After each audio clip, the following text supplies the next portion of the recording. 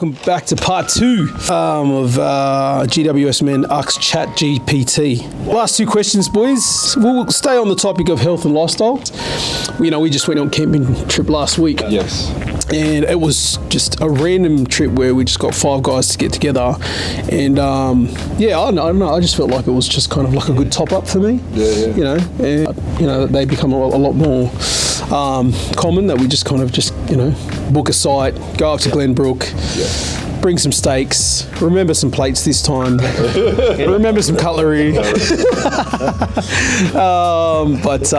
It's just cool, even that kind of stuff, like just the spontaneity of just kind of like not being prepared, but you know what, let's just do this together. Fun, right?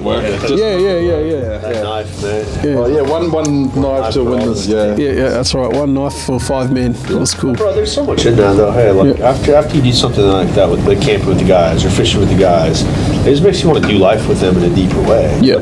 You know, like Matt, like our CT guy. Yeah. I've not had the chance to talk to him a lot because of our roles are just in different places in church. But it's like afterwards on Sunday, I can go up and give him a bro hug. Yeah. It just builds a level of camaraderie, doesn't it? Yeah. I remember hearing this thing back when I got saved at this youth event. Like the pastor said something to the leaders, like his catchphrase, and he went into it. He goes, "If you play with them, they'll pray with you." And I think there's a lot to that. You know, like you do a hobby with guys on purpose to build camaraderie. Like guys actually will open up. Yeah. It's like, this guy will just hang out with me as me. All right, while I'm here, I'm going through this, bro. Yeah. I found that to be the truth. But we used to do golf stuff with the Greater West guys. I had guys that wouldn't say a word at church. They're talking to me about their porn addiction on the course and all this stuff that, who knows, maybe they never would have opened up about that. But just grabbed a club and said, let's go hit a ball. I love that. Yeah. Let's start a relationship here. Yeah. There's some power in that. So 100%. Yeah, I feel like any of those boys on that trip, like if you ring them up right now and go, hey, I'm broke down the side of the road, they're like, I'm there. Yeah, you know what I mean? 100%, It just builds that camaraderie, and this, and it's only going to go up from there. I feel like, how many times in just that one camping trip over the one night was it the guys just going, man, we've got to do more of this. Yeah, it is good.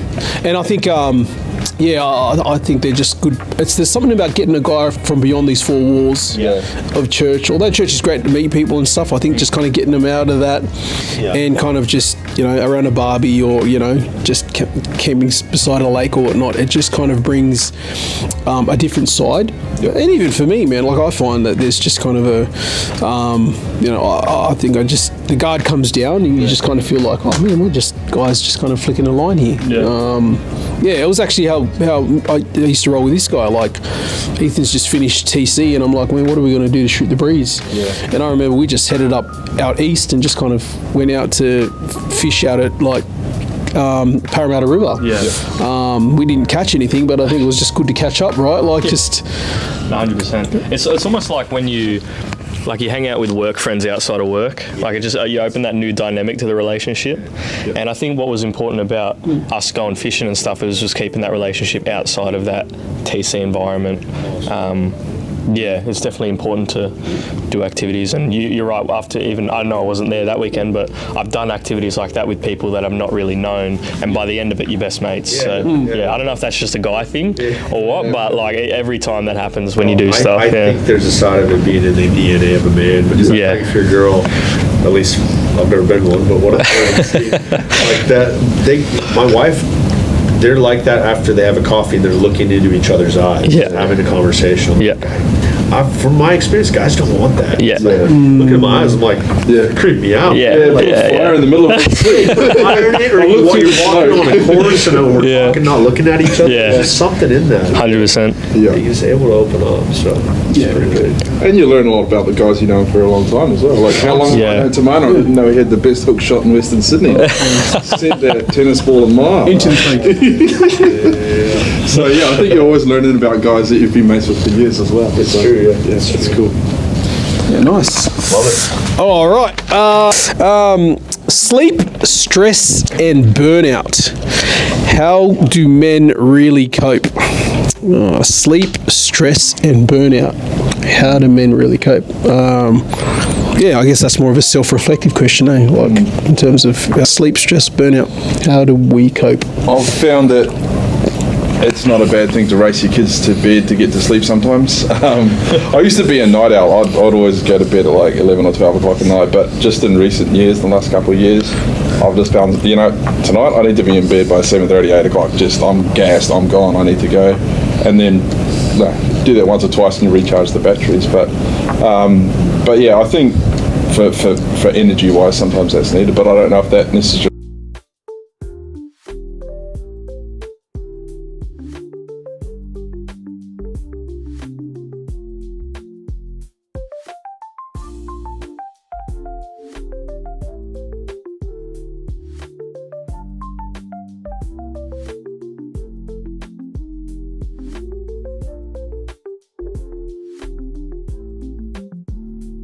Right? Like so many people forget that, like you're busy with life, work, looking after other people, kids, or just even friends and family, and you got to look at yourself and go, oh, I actually need a couple hours of me time, even if it's with other people, but doing something that's going to be good for my life. So yeah, that's really important.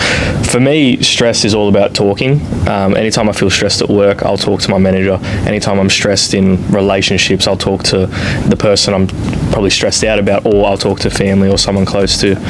If it's just life stress, I've always got a friend or a family member I can give a buzz. That's always been really good for my stress, because it does overwhelm me, but as soon as I start speaking it and getting it out and getting it off my chest, I just feel a million kilos lighter. So yeah, some thoughts on that. Like, it's so vital to know that like none of us are immune from being overwhelmed with stress. I think that's challenging as a guy. As a guy, you really want to believe that nothing's too big for you.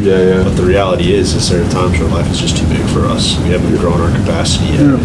I think rationalizing that is so helpful, because what you just said is such an important pathway. When I'm stressed, I need to talk it out. But if I don't believe I can be overwhelmed, I'll keep denying that I'm stressed. Like, I'm good, I'm all good, and never talk it out. And then when it comes to sleep, man, if you're in burnout, there's no amount of sleep that's going to help you. Like I've probably been on the edge of burnout, and I certainly have very close friends that have been burned out. And they're tired after they wake up from a full night of sleep. They're just overwhelmed with everything. And even start thinking about, like, I don't want to be at work today because I already know it's going to be unmanageable because they're in burnout. So I think knowing that none of us are immune to it just lets us know, like, hey, we gotta actually work ourselves through this with others. Dialoguing is going to be the only way. And often, as you get to the end of it, like, my perspective just sucked. And it's like, well, then you're going to get there again. So just remember, you can hear from others that your perspective sucked, because you're going to need to hear that. It's so easy to get stuck in your own head with whatever issues, and just you're stuck in a box and you're thinking there's no way out of this, and all you'd have to do is speak to someone and you just go, oh, I didn't look at it that way. It's you always think that it's talking about something might make it worse, but 99% of the time it actually makes it better. So